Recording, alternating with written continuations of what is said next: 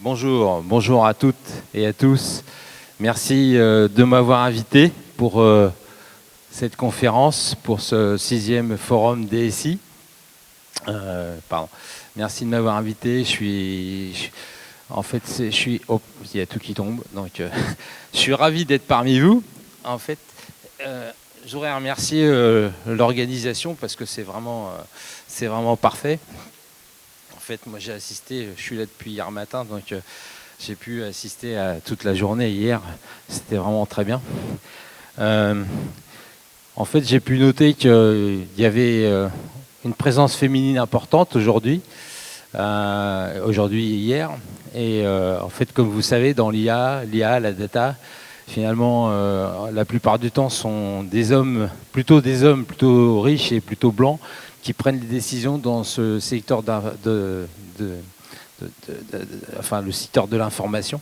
Et voilà, c'est un message que j'envoie aux femmes, parce qu'en fait, il y a de plus en plus de clubs de femmes dans le digital, dans l'IA, etc., qui essayent de mobiliser aussi les femmes dans ces domaines d'activité, parce que ça interroge sur le monde qu'on va créer tous ensemble demain.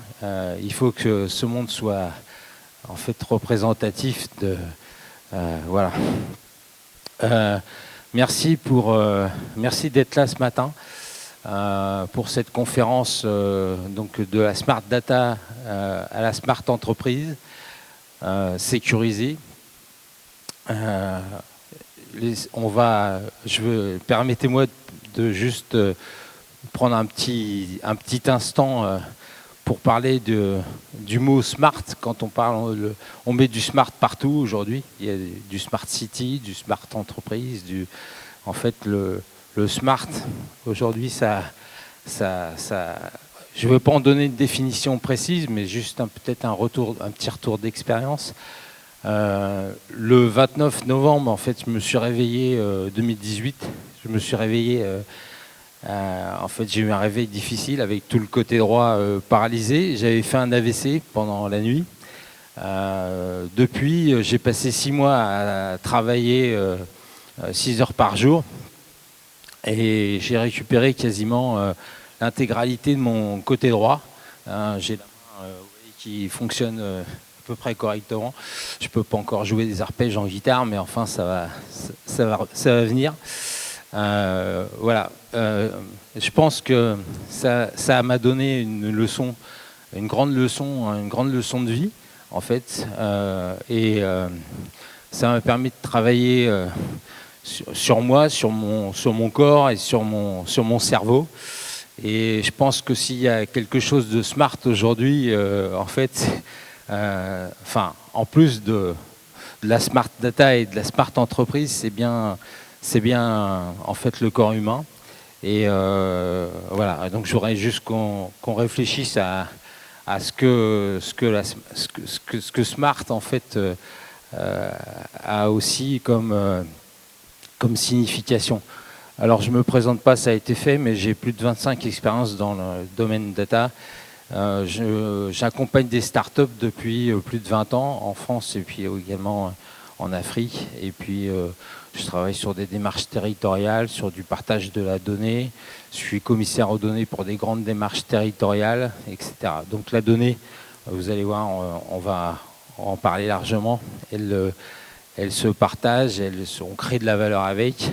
Et en fait, c'est un vrai accélérateur, et facilitateur de transformation des organisations avec lesquelles on crée vraiment de la valeur. Alors quand on parle de smart, partout dans la nature, on a finalement un monde qui est smart en fait autour de nous. On le voit pas suffisamment. Je pense que aujourd'hui on ne mesure qu'une toute petite partie du monde qui nous entoure. Et on passe notre temps à parler de ça. Donc finalement, dans le monde des documents, je crois qu'ils estimaient à 5% la mesure du monde qui nous entoure. Donc vous voyez, ça ne fait pas grand-chose. Et notre capacité à mesurer le monde qui nous entoure. Donc ça laisse de la marge quand même pour le reste. Donc on passe beaucoup de temps à parler de ça. C'est ce qu'on va faire encore ce matin. Mais il y a bien d'autres phénomènes, en fait.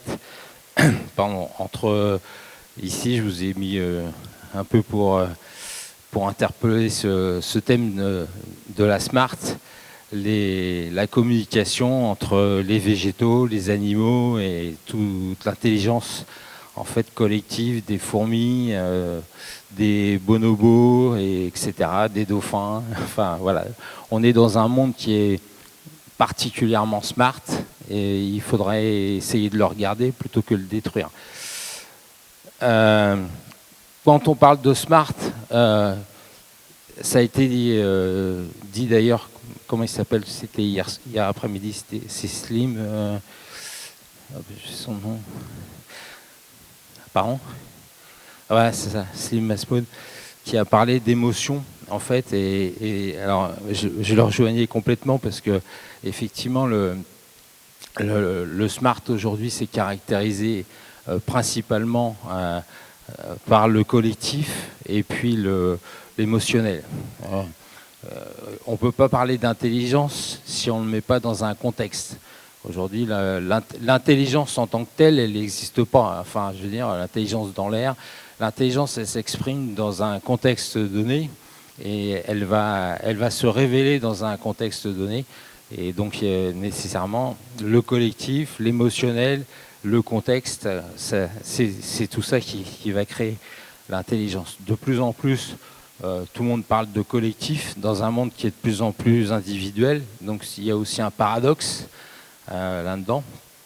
C'est que finalement, il ne faut pas faire que en parler, il faut réellement le faire. Alors, je dis ça, mais sur le continent africain, on fait beaucoup de collectifs. Et donc, vous avez un avantage certain, contrairement à tous ces pays occidentaux qui font qu'en parler, mais qui ne savent pas le faire, ou qui savent le faire à l'occasion de certaines organisations, de certains événements, etc., mais qui, finalement, n'ont pas changé fondamentalement la manière de travailler, la manière de communiquer, de procéder, de coworker. Alors, on a créé des hackathons, on a créé tout un tas de choses, finalement, pour obliger les gens à travailler en mode collectif, mais c'est quelque chose qui est forcé, on force le trait, mais ce n'est pas quelque chose de naturel, en fait. Hein. On se rend bien compte que, finalement, il y a encore des organisations très hiérarchisées, etc. Il y a un point important dans l'intelligence, donc c'est le contexte et le contact avec son environnement, en fait, qui permet en fait toutes ces interactions qui vont justement faire que, au travers de ces interactions, on va créer quelque chose de smart, quelque chose d'intelligent. On va créer de nouvelles compétences, on va créer tout un tas de capacités qui vont se révéler dans les interactions avec notre environnement. Voilà. D'où l'image de ce cerveau, ouvert, connecté, étendu. Voilà. Alors, on va regarder d'un peu plus près la data.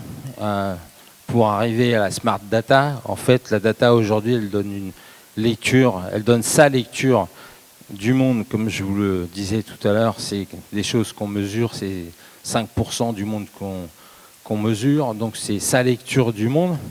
C'est pas la lecture du monde, c'est pas ce qui se passe dans le monde, c'est sa lecture du monde. Donc elle nourrit partout, la data, elle va nourrir toutes nos organisations, elle va nourrir nos informations, en fait, puisqu'on va la transformer en informations, si possible, pertinentes. Elle écoute de plus en plus. Ça va jusqu'aux dérives qu'on connaît aujourd'hui au travers des caméras qui observent certains individus dans certains pays que je ne citerai pas, et qui permettent d'annoter, etc. Bon. on va jusqu'aux dérives, en fait, hein, comme à chaque fois, hein, on va jusqu'aux dérives, donc c'est l'intention aussi qui compte de ce qu'on va faire de cette data. On peut en faire le meilleur comme le pire. Donc la data, elle nourrit l'ensemble aujourd'hui des besoins de la planète. Quand j'ai travaillé pour la COP 21, j'étais commissaire aux données pour cet événement. Grâce à la data, on a, en plus des experts, apporté toute une connaissance sur le réchauffement climatique, sur le changement climatique. Et grâce à ça, en fait, on a pu donner des informations qualifiées suffisamment les thématiques pour qu'au final, on puisse faire émerger les 29 projets qui ont émergé dans toute la France pour la COP 21. Donc la data est partout, au sens où, en fait, si on enlève les datas du petit smartphone qu'on a dans la poche, ben, finalement, il ne nous reste pas grand-chose dedans. Et à part peut-être téléphoner, c'était la fonction première du téléphone, qui est devenu un petit ordinateur. Donc si on enlève toutes les datas qui sont dans ce type d'appareil, il ne reste pas grand-chose en fait, à utiliser, à part la voix, quoi. On la retrouve donc de l'ordi à la tablette, aux objets connectés, à la santé. Voilà. Donc ça, c'est quelque chose que tout le monde connaît. La data, donc c'est en soi, on en parlait tout à l'heure, ça vient en fait disons, c'est transporté par les réseaux, et sans les réseaux, aujourd'hui on ne parlerait pas de transformation digitale, puisque en fait la data c'est le contenu du digital. Quand on parle du numérique, il y a un tuyau et il y a du contenu. Donc les réseaux, que ce soit des réseaux IP, Internet Protocol ou les réseaux sociaux, associés à la data, ça donne aujourd'hui du sens pour pouvoir apporter de l'information dans des contextes qui vont ensuite être efficients et permettre de créer de la valeur. Alors on est évidemment de plus en plus, grâce à ces réseaux, en temps réel dans l'usage de cette data, dans l'exploitation, la transformation qu'on va pouvoir en faire. Donc, comme on voyait tout à l'heure avec le smartphone, la data est aujourd'hui, on finalise les produits par la data en fait qui contiennent. Hier, on travaillait avec des produits analogiques. Aujourd'hui, on travaille avec la plupart des produits qui sont numériques. Donc, en fait, dans nos produits, on a de la data. Mais ça ne s'arrête pas là. En fait, le grand changement, grâce aux sondes, aux trackers, etc., on est capable en fait de collecter de la donnée sur les usages, donc sur l'utilisation qui va être faite de l'ensemble des devices, des appareils qui sont fournis, qui contiennent de la data et qui produisent de leur propre data au fur et à mesure que vous allez les utiliser. Et donc ces informations ensuite de comportement, d'usage, etc., qui sont collectés par des capteurs ou des traces et sont ensuite peuvent être à nouveau exploités, rentrer dans la spirale infernale de l'exploitation de la data. Alors, voilà, on passe du produit à une dimension servicielle qui est aujourd'hui augmentée par justement ce partage, ce collaboratif. C'est-à-dire que l'usage, l'expérience est partagée et on a une espèce de spirale comme ça qui va pouvoir se réaliser à l'intérieur de, par exemple, dans une entreprise qui aujourd'hui qui crée des produits. Hier, il y avait un service marketing qui était en charge de un chef de produit qui allait tout seul dans son grand bureau designer, essayer d'imaginer le produit qu'il allait pouvoir mettre sur le marché. Aujourd'hui, ça se passe plus tout à fait comme ça. Aujourd'hui, on a tellement d'informations, justement, grâce à la data. On va pouvoir identifier en fait quels sont les bons usages, quelles sont les expériences, tracer ces expériences et grâce en fait à ces expériences revenir sur les usages et sur les services et sur les produits en fait pour améliorer en permanence les produits existants et voir en créer de nouveaux. Donc c'est toutes ces spirales qui est permise par la data et le digital. Donc voilà. Et donc tout ça, ça nous permet d'être en coproduction, coworking, co-innovation. Alors ça change, ça bouscule les équipes et ça transforme. Hier, justement, dans la conférence, on parlait des échecs de la transformation data digitale. Les échecs de cette transformation, ce n'est pas uniquement la présentation d'hier après-midi. J'ai encore oublié son nom, comment il s'appelle déjà, Monsieur Slim. Massimo était brillante, j'ai beaucoup apprécié. Mais je pense qu'en plus de changer les esprits, en fait, il faut, le petit souci qu'il y a dans la transformation digitale, c'est qu'on met la charrue avant les bœufs. C'est que finalement, on parle toujours de transformation digitale avant d'avoir défini l'activité qu'on voulait transformer. Donc, est-ce qu'il y a des gens qui ont une perceuse à percussion chez eux dans la salle? Oui, quelques-uns. Certainement. Vous n'avez pas de projet Vous avez certainement des projets de transformation de votre salle de bain, de votre cuisine, ou des projets de fabrication de meubles ou des choses comme ça avec votre perceuse. Mais vous n'avez certainement pas un projet de transformation de votre perceuse à percussion. La transformation digitale, ça reste un outil. C'est un outil, un facilitateur, c'est un accélérateur, mais ça reste un outil.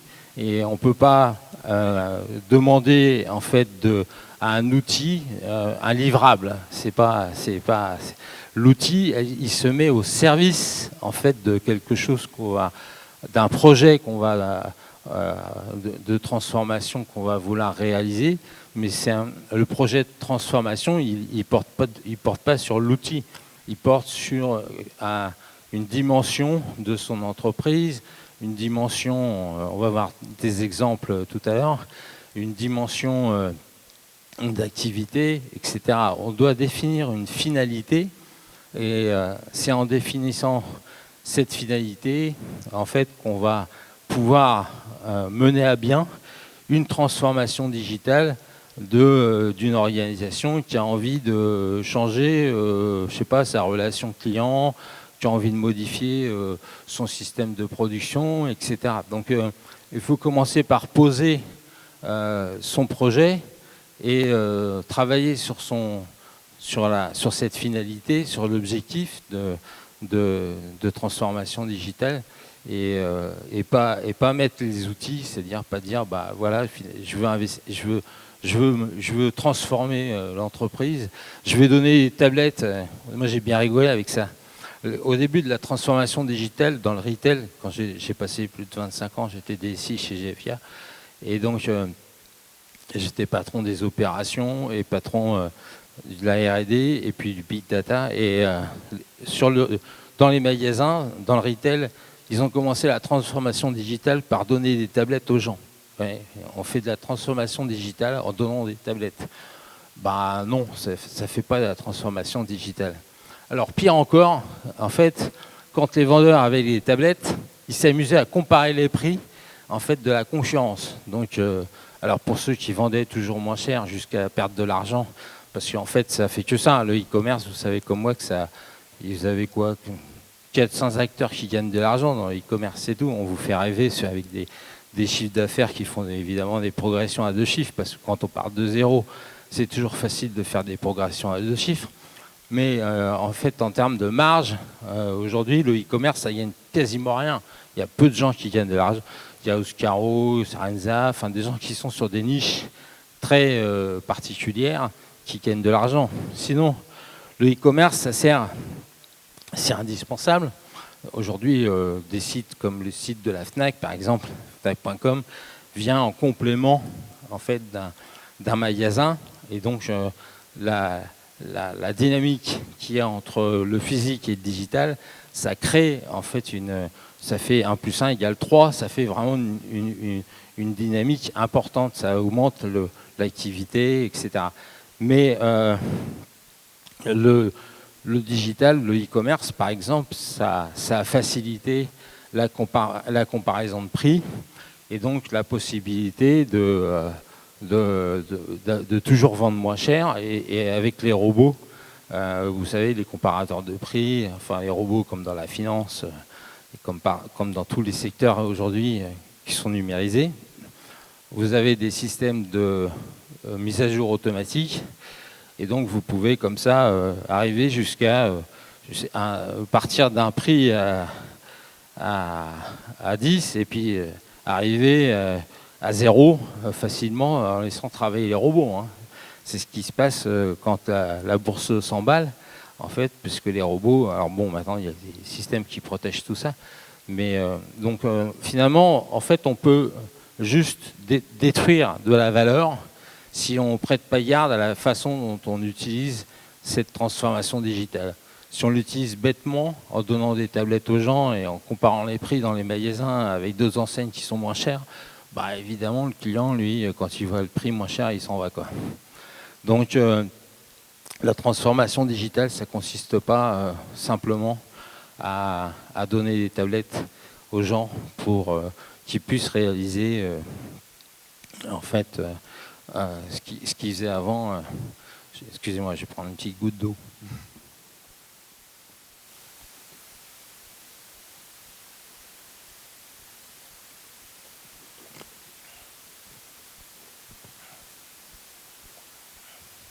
Et j'en profite pour regarder ce que j'avais, mon anti-sèche. Et en fait, il y avait, oui, comme je vous ai parlé tout à l'heure de la COP 21, en fait, quand et de la finalité donc, qui est nécessaire de mettre en face de la transformation digitale, enfin, transformation data digitale, pour moi, c'est la même chose. Et en fait, quand on parle de cette finalité, la transformation digitale, elle aurait un bel enjeu.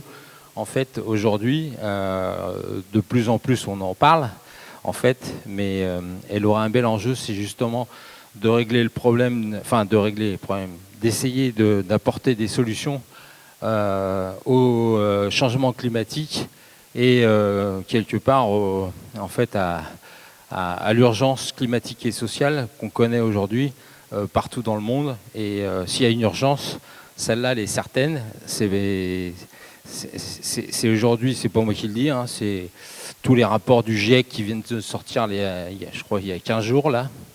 Et voilà, donc je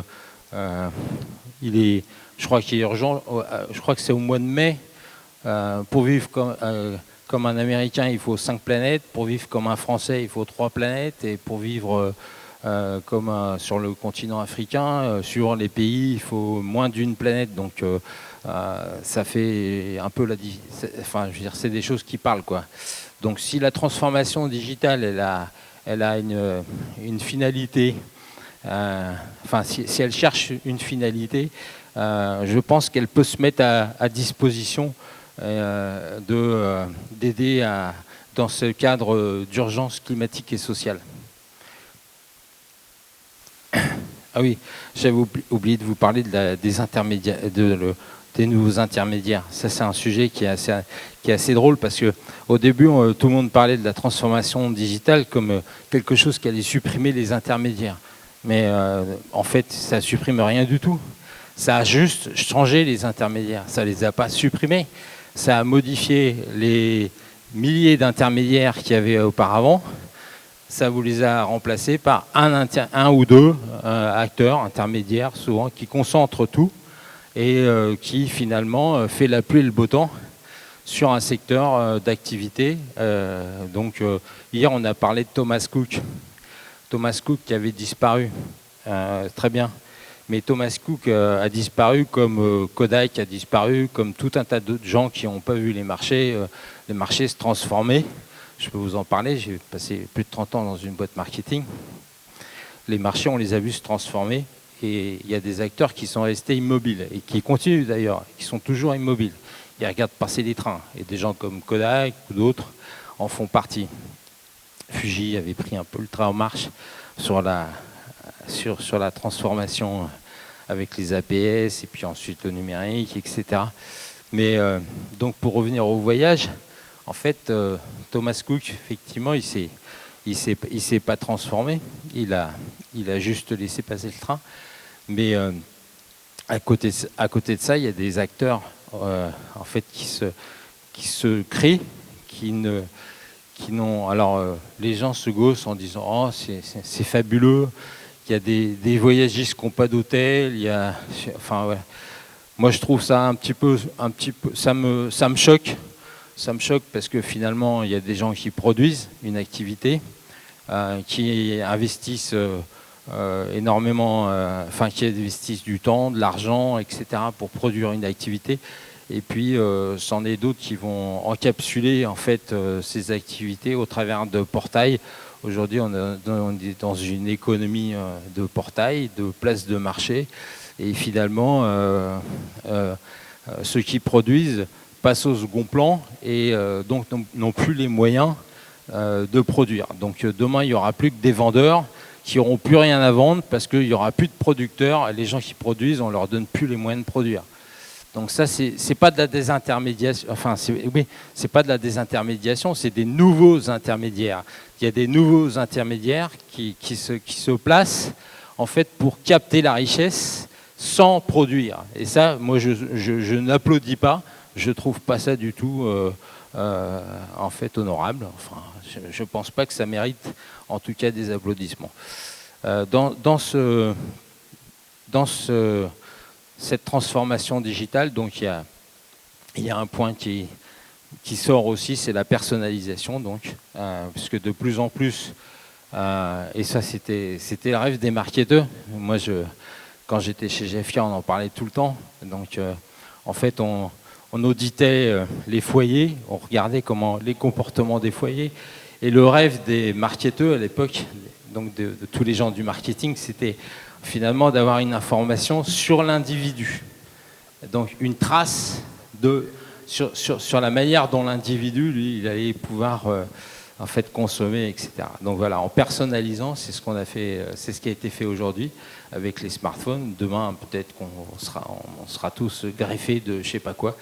Mais en fait, par la personnalisation, on a désormais une information sur l'individu. Bon, je vais accélérer un petit peu parce que même si j'ai commencé en retard. Sur le marché du big data, je vais pas m'éterniser. En fait, ça donne le vertige quand même. C'est des chiffres à la fois en volume d'affaires et à la fois en volume de données. C'est des chiffres très importants. C'est toujours de plus en plus important. Il y a de plus en plus de données qui sont produites en fait chaque seconde. 50 000 gigaoctets. Aujourd'hui, on parle de pétaoctets, d'hexaoctets, etc. Donc on crée énormément d'activités autour de la data. C'est toujours en fait voilà, dans l'ordre toujours les États-Unis qui sortent qui sont leaders sur ces marchés. L'Europe évidemment très suiveur, de plus en plus d'ailleurs. Bon, l'Asie, etc. Une chose qui est importante à regarder donc, sur les secteurs d'activité, les trois secteurs qui utilisent le plus le big data, enfin en tout cas qui en Europe, hein, c'est un top Union européenne sur les applications Big Data projetées en 2020. Donc c'est juste demain, c'est pas des projections à 30 ans qui vous disent comment il faut penser, mais plutôt des projections à une année qui vous disent plutôt la réalité. Donc on est plutôt, aujourd'hui on a les secteurs de l'industrie, de la finance et du retail qui sont les principaux consommateurs de big data. Et il y a des vraies réalités. J'ai mené un projet, je vous en parlerai en 2 minutes, chez Airbus. Il y a des vraies réalités sur ce marché. Les champions, évidemment, j'en viens, c'est le marketing. C'est aujourd'hui les gens qui sont capables de traiter de la donnée. Alors dans les banques, ils traitaient des volumes, mais ils ne traitaient pas la finesse de la data.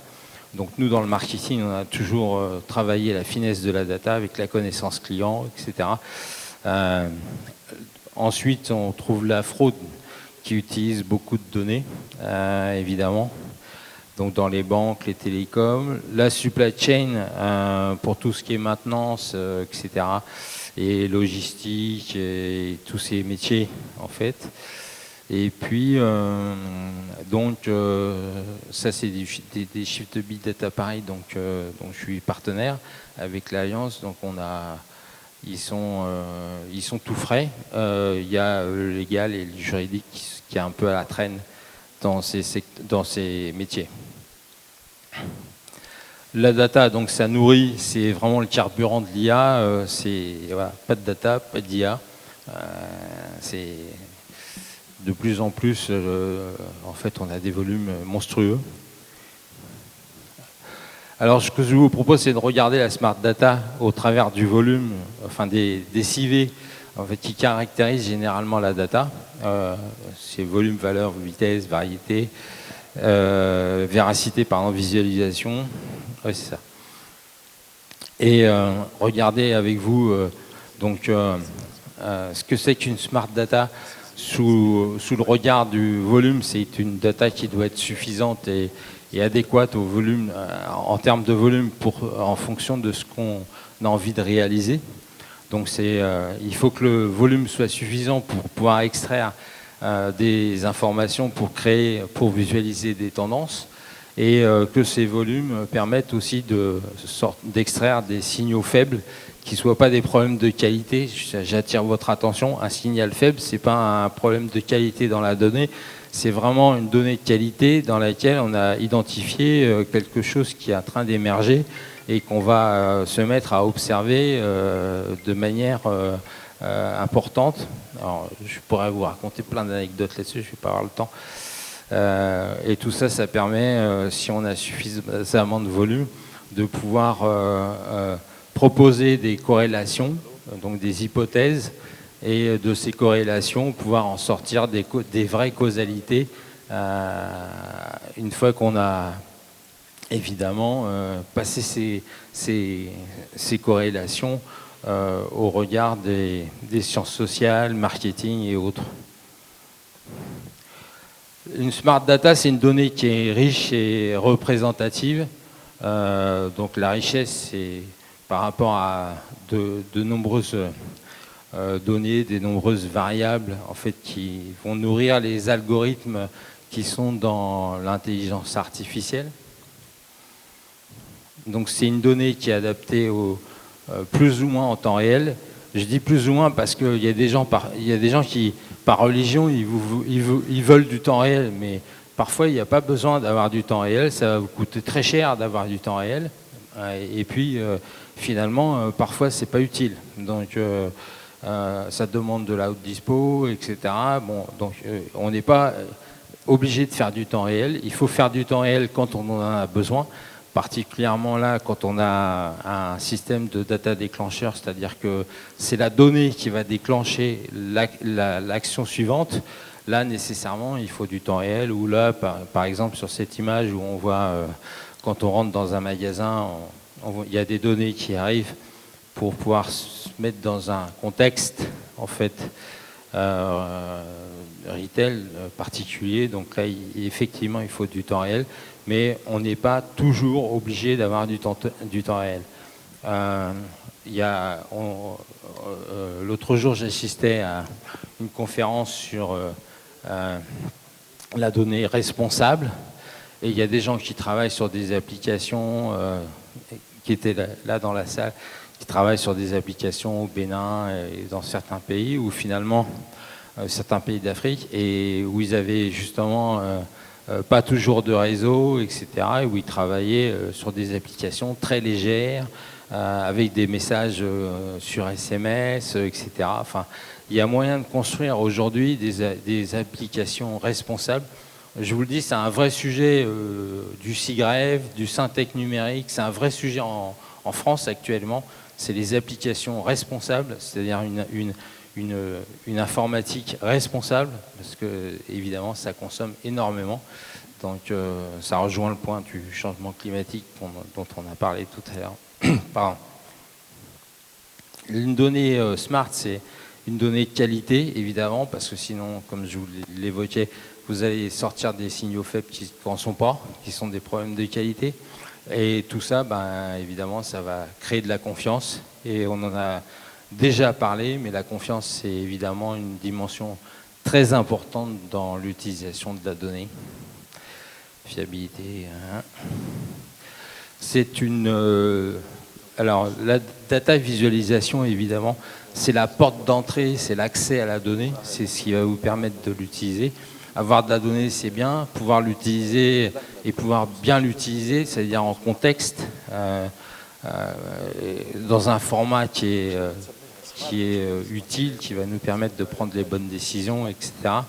Et de faire émerger des hypothèses, d'accélérer les décisions à prendre, etc. Donc la visualisation, c'est pas quelque chose d'accessoire. C'est vraiment l'accès à la donnée qui va vous permettre de prendre des bonnes décisions. La valeur à créer, aujourd'hui, ça ne se discute plus. Il y a un vrai consensus sur le fait que la valeur est vraiment... on sait qu'on peut créer de la valeur avec la data. Donc il y a des valeurs actives de base de données à vendre, des fichiers, etc. Il y a des valeurs à co-créer. Donc avec, comme j'expliquais tout à l'heure, en co-innovation, en co-working. Il y a de la valeur qui vient de la trace de la data, puisque à chaque fois qu'on utilise aujourd'hui un appareil, on laisse une trace. Et donc, on va créer de la valeur avec ça. Ça va être évidemment de la valeur client, etc., parcours client et autres.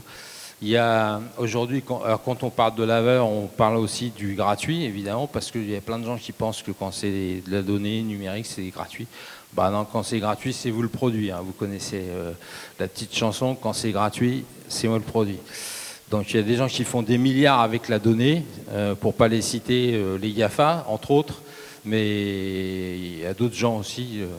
Nous, on faisait 1,5 milliard de chiffre d'affaires chez GFK, on travaillait qu'avec de la donnée, voilà, dans 120 pays. Donc la donnée, ça génère du chiffre d'affaires et suivant les activités, beaucoup de marge également. La valeur psychologique du produit et le prix de référence, c'est un point qui sera, je pense, essentiel de traiter de plus en plus, parce qu'aujourd'hui, on cherche de plus en plus le produit pas cher, sauf que quand on achète un t-shirt à 1 euro, par exemple, il faut savoir que c'est fait avec 1000 litres d'eau à l'autre bout de la planète. Ça veut dire que le t-shirt qui nous arrive au pied de notre porte à 1 euro, il ne vaut pas 1 euro, il vaut certainement beaucoup plus que ça. Donc la valeur psychologique du produit, c'est quelque chose qui sera, je pense, nécessaire de revoir.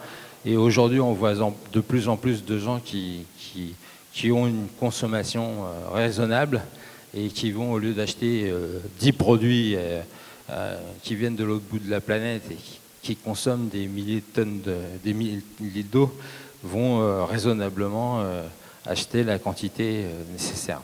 La valeur partagée, pardon. Moi, j'ai beaucoup travaillé là-dessus. J'ai participé à créer en fait des données partagées avec différents acteurs. Un exemple, un opérateur télécom et un opérateur d'électricité qui partagent des données sur les chantiers, les chantiers publics. Ça évite de faire 2 fois le trou dans la rue à côté pour faire passer un câble une fois pour l'électricité, et puis 15 jours après, repasser un tuyau pour le téléphone, et puis peut-être un mois après, repasser un tuyau pour passer de l'eau ou je sais pas quoi. Ça, c'est des trucs qui arrivaient fréquemment en France, hein. Je rigole pas. Et en fait, en partageant des données avec différents acteurs, comme ça, ça leur permet. Alors évidemment, c'est pas toutes les données, c'est des données choisies, mais on choisit des données, on les partage et on crée de la valeur ensemble, même si, parfois avec des gens qui peuvent être concurrents, ils trouvent un intérêt à partager certaines données pour pouvoir créer ensemble un produit qui va leur permettre à tous de créer de la valeur. Donc voilà, il y a de multiples formes de la création de valeur, de la valorisation jusqu'à la monétisation. Ça s'étudie, ça se travaille en fait, mais ça marche. Oui, il y avait juste l'économie de l'attention. Dans la création de valeur, il y a des gens, des petits malins, qui en fait s'amusent pour qu'il y ait plus d'attention sur vos données, finalement à créer des programmes qui sont de plus en plus violents, parce que la violence dans le numérique, ça crée de la tension, et donc ça permet en fait d'avoir les gens qui sont maintenus attentifs à des programmes. Donc soyez vigilants sur ces choses-là, c'est important. La smart data, donc c'est la bonne donnée au bon moment, au bon endroit, à la bonne personne, accessible, au bon format, de qualité, collaborative, réutilisable, etc. Donc ça résume un peu tout ce qu'on vient de voir là. Et voilà. Je vais passer assez rapidement sur la smart data à la smart entreprise. Il y a cette slide qui est importante, qui est donc de montrer en fait aujourd'hui la smart entreprise. Elle a comme caractéristique première d'être ouverte, étendue, collaborative. Elle doit être interactive, elle doit être apprenante, augmentée, et donc elle est en relation avec l'ensemble de son écosystème, ses concurrents, ses marchés, ses prospects, ses clients, ses fournisseurs, partenaires, etc. Et en fait, la data permet à tout cet écosystème de pouvoir collaborer, de pouvoir coworker ensemble, et donc de co-créer en fait une entreprise étendue qui est de plus en plus smart. À l'intérieur même de l'entreprise, évidemment, il y a toute une transformation à réaliser en termes de processus qui vont optimiser du SIRH, e-learning, au Master Data Management, au CRM, au DMP, au Data Warehouse, l'IA, les plateformes de data, d'ETL, etc. On va clore brièvement, M. Benoît, s'il vous plaît. Merci. Ça marche. Je vous laisserai regarder ces études, ces quelques informations sur les... En fait, il y a la priorité aujourd'hui dans les entreprises, c'est les projets de relations clients sur l'industrialisation digitale. Donc les projets de relations clients, et ce qui est mis en avant, c'est les relations de confiance. La smart data, aujourd'hui on a 37%, c'est une étude qui a été faite par EBG IBM sur 600 sociétés, donc il y a 100% des sociétés du CAC 40. Je vous laisserai les coordonnées de cette étude si ça vous intéresse. Il y a 37% des entreprises qui ont intégré la data comme dans leur business model. Et donc pour eux, ce qui est important, c'est la fiabilité des données, la gouvernance et la sécurité des données, et puis l'analyse. Voilà. Je vais passer les cas d'usage. C'est un peu dommage, mais voilà. Donc je voulais vous montrer là juste que la data, c'est en fait au service du marketing. Là, je pourrais vous donner des exemples. Au service de l'aéronautique pour améliorer les moteurs d'avion, pour améliorer les pannes qu'on rencontre dans les moteurs d'avion. Vous savez qu'on descend des terras de données des moteurs d'avion. Et avec toutes ces datas, moi j'ai mis en place avec une société, un projet Big Data chez Airbus pour ça. Chez Monoprix, on s'en sert pour évidemment le CRM, le MDM, la connaissance du client et des produits. Chez Ipsen, pour les laboratoires, la distribution en pharmacie. Scoopeye, c'est une start-up qui crée de l'intelligence artificielle autour de 10 000 d'informations, autour de 10 000 start-up en Europe pour pouvoir identifier les start-up innovantes, etc. Les démarches, j'en ai parlé, COP21, les data au service de la santé animale, les data au service de la traçabilité agricole. Donc il y a des cas d'usage pour toutes ces entreprises, enfin tous ces secteurs d'activité, en fait, et qui sont bien réels et donc qui permettent réellement d'améliorer l'efficacité des entreprises et de créer des nouveaux paradigmes Alors, j'avais fait un point sur la confiance et la sécurité. C'est important, ça a été déjà traité, je le rappelle très rapidement. C'est évidemment, quand on est c'est tout le paradoxe des sociétés ouvertes, il faut qu'elles soient à la fois ouvertes, étendues et à la fois sécurisées. Donc il y a tout un processus pour connaître, inventorier et communiquer. Communiquer, c'est important, sensibiliser. La cybersécurité, c'est vraiment l'affaire de tous dans l'entreprise. Ça a été... Et puis penser à la protection des données personnelles, puisque ça va créer de la confiance. Pensez à donner du sens à ce que vous faites, sinon ça ne marchera pas. C'est même pas la peine d'y penser. Et puis je vous ai mis un petit, c'est ma dernière scène, je me suis mis un petit à penser sur un auteur qui s'appelle Alain Damasio, qui a écrit là dernièrement Les Furtifs.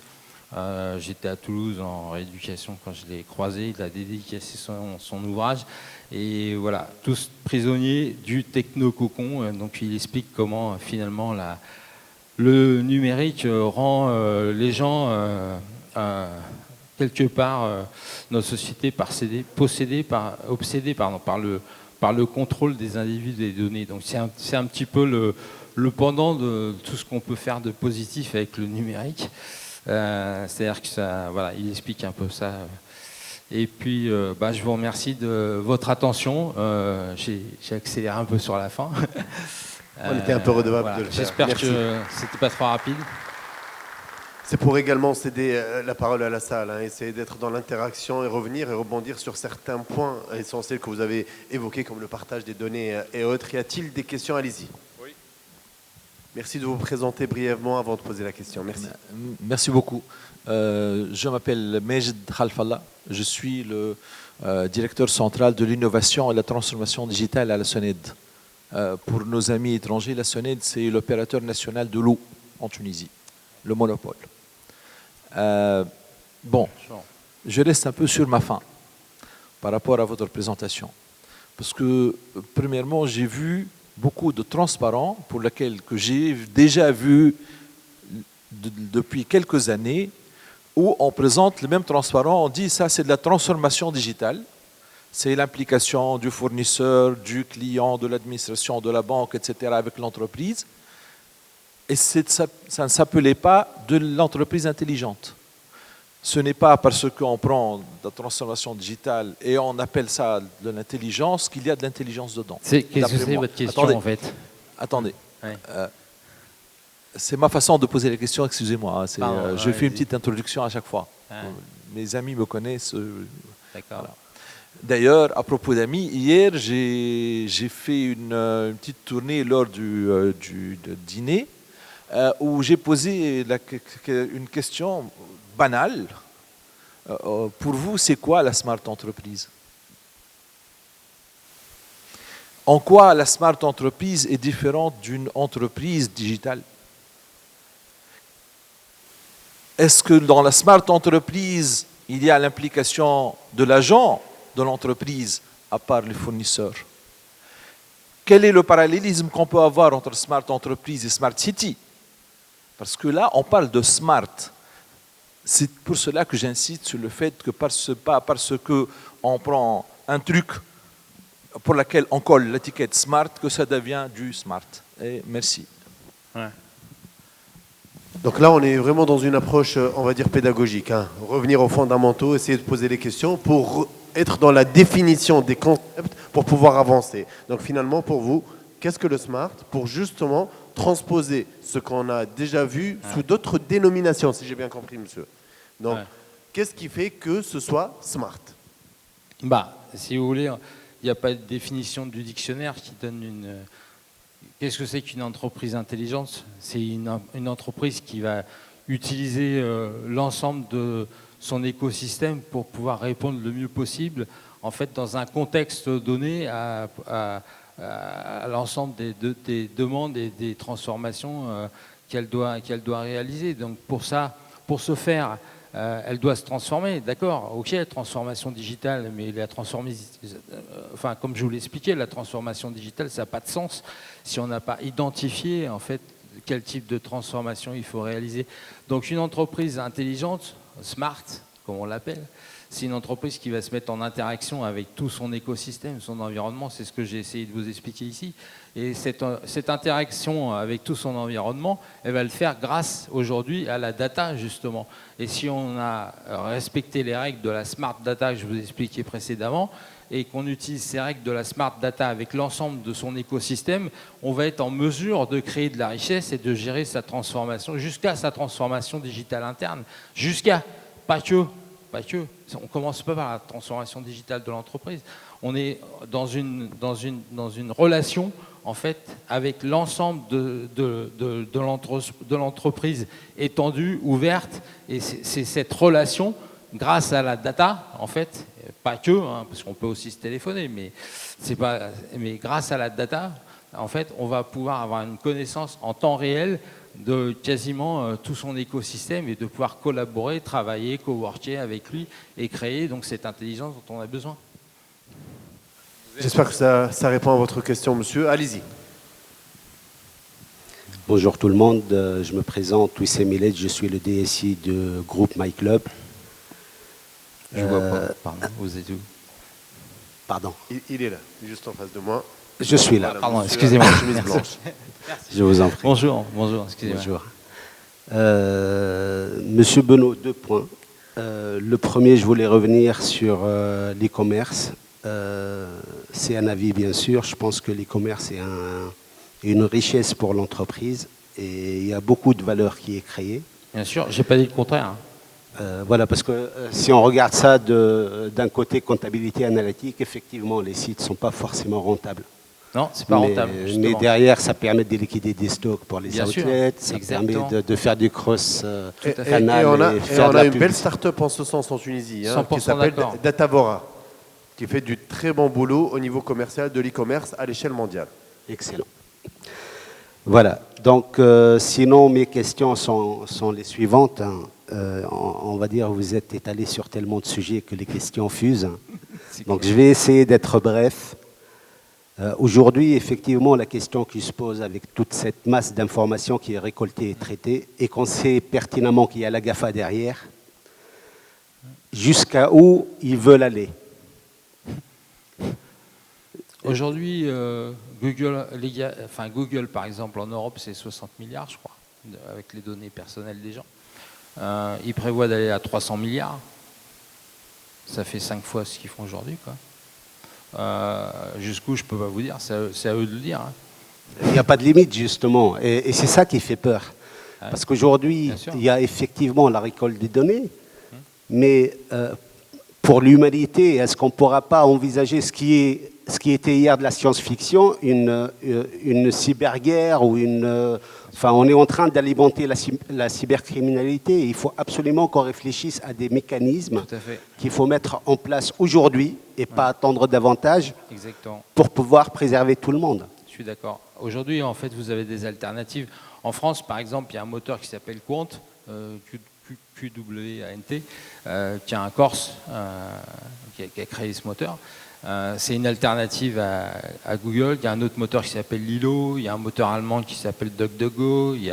Voilà, aujourd'hui, tout le monde a le réflexe d'utiliser la même chose. Alors, résultat, on met 100% de ses œufs dans le même panier, et donc tous les budgets publicitaires, ils vont au même, en fait, et donc on est dans une concentration, et cette concentration, elle est dangereuse parce que effectivement, c'est quelque part, c'est zone rouge à la démocratie.